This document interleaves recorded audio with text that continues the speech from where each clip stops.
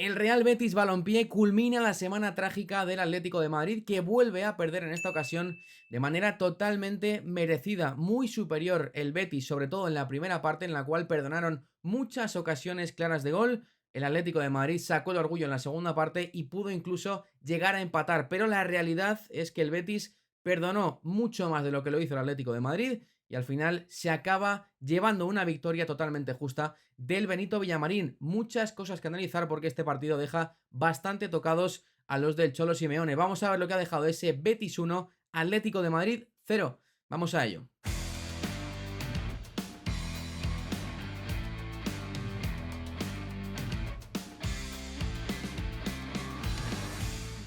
¿Qué pasa, cracks? ¿Cómo estáis? Bienvenidos a Mundo Maldini, bienvenidos a vuestro canal y lo primero de todo, muchas gracias a todos por el cariño que estáis dando a los vídeos del Clásico previa, el postpartido de julio, los vídeos de las notas, porque está yendo todo como un auténtico tiro, pero la Liga continúa, la Liga sigue y en esta ocasión uno de los perseguidores que teóricamente iban a ser inmediatos de Real Madrid y Barcelona, el Atlético de Madrid, ha caído nuevamente en el Benito Villamarín, como digo, de manera bastante clara. Antes de meternos en el turrón, en lo que ha sido el partido, hay que ver, como siempre, los onces de ambos equipos, un aspecto que ya sabéis que solemos comentar en profundidad aquí en vuestro canal. Vamos a hablar primero del Betis, un 4-4-2 bastante claro, muy buen partido del Betis, yo creo que quizá de los mejores de esta temporada. Rui Silva en portería, Bartra, Llorente, Perrot y Ruibal en la línea defensiva.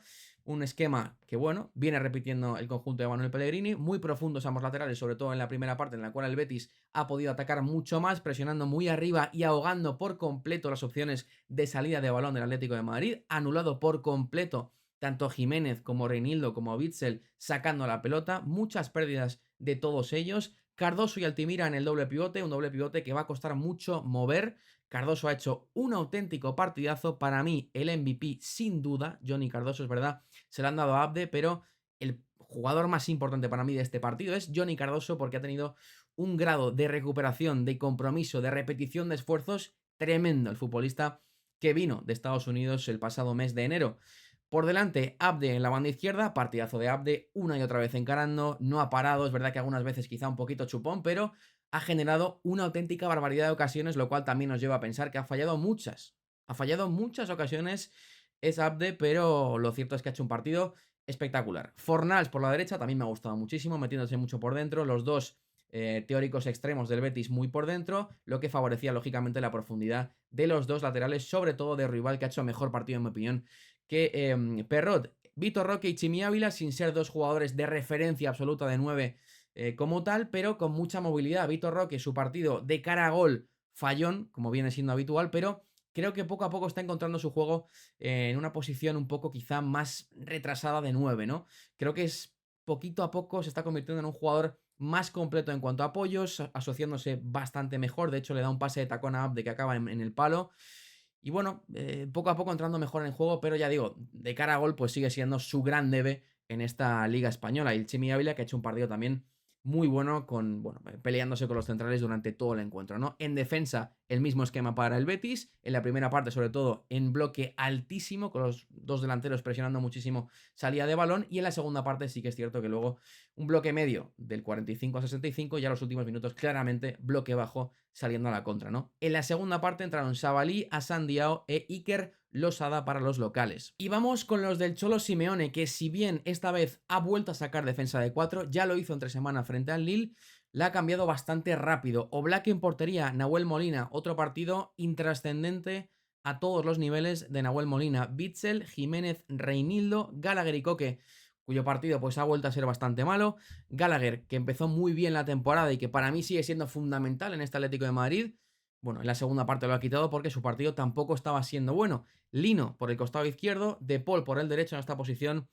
Un poco quizá parecido al primer Coque que vimos en la era Cholo Simeone, un jugador teóricamente pues medio centro, muy acostado en el costado derecho.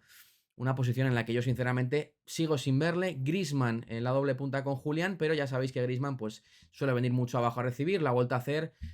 No se le puede reprochar a Griezmann absolutamente nada, a pesar de que su partido ha sido flojo como el del resto del equipo en líneas generales, ¿no? A partir del minuto 15, más o menos, cuando ya el Betis estaba asediando claramente la portería de Oblak, el Cholo ha vuelto a meter defensa de tres centrales con Jiménez, Reinildo y obligando a Samu Lino a volver a esa posición de carrilero que tanto le vimos la temporada pasada y que parece que este año no termina de asentarse ahí, ¿no? Gallagher y Koke con De Paul, una línea de tres claramente, y arriba los dos delanteros con Griezmann orbitando por la zona de tres cuartos. Es verdad que en la segunda parte, en un poco un intento de cambiar las cosas del Cholo Simeone, ha cambiado a Reinildo, cuyo partido estaba siendo muy malo, sobre todo en salida, muchas pérdidas, ha metido a Javi Galán, que está siendo cada vez más importante y honestamente, opinión personal, creo que está mucho mejor que Reinildo para jugar en esa posición, tercer central como hizo contra el Leganés, con mucho vuelo por arriba para colocarse en posiciones interiores. Lo ha vuelto a hacer. Es verdad que el efecto no ha sido quizá el que espera el Cholo Simeone, pero no me parece una mala solución la de poner a Javi Galán en esta posición o en defensa de 4 como lateral izquierdo. Creo que su estado de forma poco a poco está siendo mejor que el de Reinildo Maldava, ¿no? También en la segunda parte ha entrado Sorloz, bueno, ha podido hacer bastante poco, con Griezmann por detrás de ellos, se ha marchado Conor Gallagher y también ha entrado, bueno, pues el Lemar para jugar por esta zona. Ha entrado Ángel Correa al final, que ha sido el protagonista de las dos ocasiones más claras del equipo. Siempre que entra, hace algo. Giuliano Simeone, que ha tenido peor partido que lo que hizo contra el Leganés. Pero en definitiva, bueno, pues un equipo que ha planteado más o menos esta disposición. Empezaba el partido con un guión bastante claro que iba a ser la tónica habitual de casi toda la primera parte, ¿no? El Betis presionando en bloque alto, casi ahogando a los dos centrales primero del Atlético de Madrid, que luego han sido tres, pero el Atlético de Madrid sin alternativas en la salida de balón, con constantes pérdidas, y de ahí llegaría en el minuto 3 el gol en propia puerta de Jiménez. Es un centro, bueno, un intento de centro de Ezap desde la banda izquierda, pega primero en Bitzel, desvía después Jiménez y se acaba colando en la portería del Atlético de Madrid. Y hasta ahí ha durado el Atlético de Madrid en este partido en la primera parte, porque ha sido un monólogo del Betis de ocasiones, 14 disparos concedidos por el Atlético de Madrid en la primera parte, en la cual, ya digo, el Betis, que no está haciendo una temporada súper regular precisamente, hoy me parece que ha hecho uno de sus mejores partidos sin acierto, porque Abde ha mandado un balón al palo tras una acción muy buena de Vitor Roque, muchas ocasiones las ha mandado fuera a él, muchos disparos desde fuera, una también recuerdo de Vitor Roque que le cae un rechace en el punto de penalti y lo manda arriba. Bueno, el Atlético de Madrid que no conseguía salir muy bien con la pelota. Es verdad que la estadística de posesión, luego la vemos, estará igualada, pero posesión muy estéril del Atlético de Madrid durante toda esa primera parte. Y esta es la foto que mejor define la primera parte y casi os diría que el partido, porque Abde, a pesar de que provoca el gol del 1-0 del Betis y a pesar de que le han dado el MVP del partido, porque para mí, bueno, se lo puede llegar a merecer, ha intentado todo una y otra vez, pero ha fallado muchas ocasiones de gol. Creo que ha generado 0,6 goles esperados él solo en esa primera parte, contando con un palo y un mano a mano que le ha dejado Johnny Cardoso solo, que ha mandado desviado de la portería de Jan Oblak. Ya digo, la primera parte del Atlético de Madrid ha dado señales de vida a balón parado, un remate de Reinildo que ha parado bien Ruiz Silva y poco más. El Betis se ha podido ir ganando fácilmente 2-3-0 en esa primera parte. Y aquí está mi MVP, Johnny Cardoso, que ha vuelto a hacer un partido tremendo, tremendo el partido Johnny Cardoso, recuperando, distribuyendo, sabiendo entender muy bien lo que le pide el equipo en ese doble pivote con Altimira. Un futbolista que cada vez es más completo y que ha tenido molestias al final del partido. Vamos a ver el alcance de lo que puede ser una lesión muscular, pero ya digo, para mí partidazo de Johnny Cardoso, tanto ofensiva como defensivamente. Y aquí vemos a Nahuel, que honestamente ya también es una opinión personal, pero creo que no termina de ser un jugador que aporte al Atlético de Madrid, ni en defensa ni en ataque. Es el jugador que además saca los corners. Creo que Nahuel tuvo un muy buen momento de forma tras el Mundial, que era un jugador que subía, que bajaba, que aportaba mucho centrando, pero a día de hoy, honestamente, Nahuel Molina no me parece un jugador que tenga que jugar sí o sí en el Atlético de Madrid. Es cierto que tampoco hay mucho especialista en esa posición, pero creo que incluso Riquelme a banda cambiada por ese costado derecho puede aportar más en líneas generales de lo que puede aportar este Nahuel Molina a día de hoy, que sigue en un estado de forma muy malo, como también sigue De Paul. Rodrigo De Paul está muy mal. De hecho, pierde la pelota en el penalti que casi le pitan. De hecho, le pitan y corrige el VAR al Atlético de Madrid en un nuevo partido de Paul. Muy malo en ese costado derecho, desconectado por completo del juego. Cuando cogía la pelota se le veía 3 revoluciones por detrás de lo que estaban los jugadores del Betis. Hay jugadores en este equipo que no todo es culpa de Simeone, honestamente os lo digo. creo que Nahuel es uno de ellos y que no está dando ni el 15% del nivel que puede dar este chico. En la segunda parte sí que el Atlético de Madrid dio un poquito el paso al frente que se le pedía, un poquito más de balón y el Betis ya en bloque bajo intentando salir al contragolpe y aún así generó hasta el minuto 80 más peligro el conjunto verde y blanco saliendo desde ese bloque bajo con balones largos, ¿no?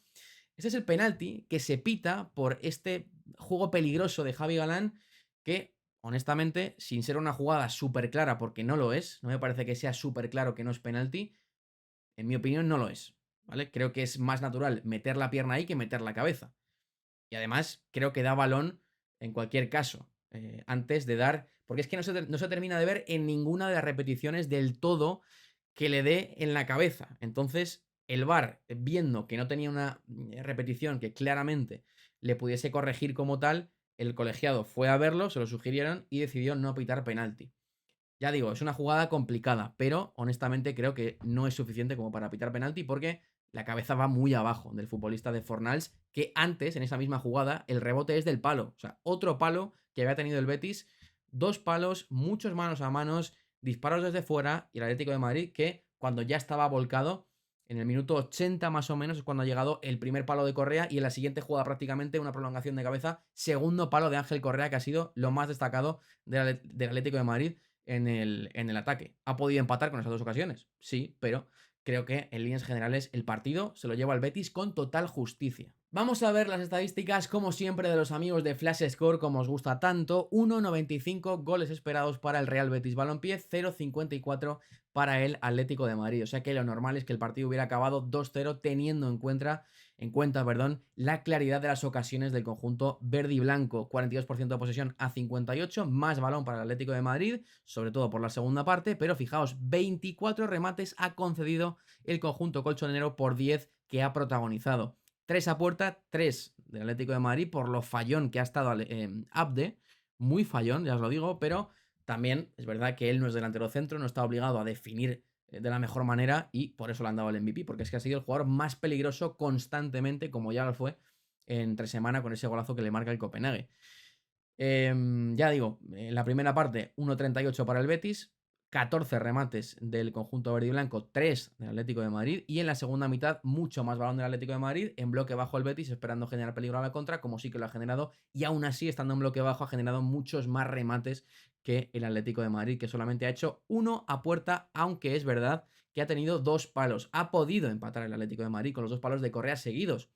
Es cierto, ha podido empatar y te hubieras llevado un punto que no te hubiera sabido tan mal, pero la sensación, hablamos de sensaciones, es que el Atlético de Madrid sigue en problemas serios porque se ve que todavía el equipo no está encontrado por parte del Cholo y sobre todo por la primera parte que ha protagonizado. Sin ideas, con errores en salida, con jugadores que no aparecen cuando tienen que aparecer. Y repito, no se puede echar la culpa ni a Julián, porque siempre que pasa la pelota por él mejora la jugada, ni Griezmann, que si no es por él, el Atlético de Madrid estaría mucho peor de lo que está esta temporada. Entonces, creo que tienen que dar un paso de frente en general muchos jugadores de este equipo. Habrá parte de culpa de Simeone, pero también de los propios jugadores que están dando un nivel, muchos de ellos, que no es el que les corresponde en su potencial máximo, ¿no? Y por parte del Betis, pues uno de los mejores partidos de la temporada ha fallado el gol, porque han podido meter 2, 3, incluso 4 goles, seguir trabajando en esa línea y creo que el Betis pues tiene plantilla para jugar así, no para jugar como ha jugado otros días, ¿no? Creo que esto sí que se asemeja mucho más a lo que todos esperamos de un equipo como el Betis. Pues esto ha sido, amigos de Mundo Maldini, Betis 1, Atlético de Madrid 0. Seguimos con el canal. Un abrazo. Chao, chao, chao, chao.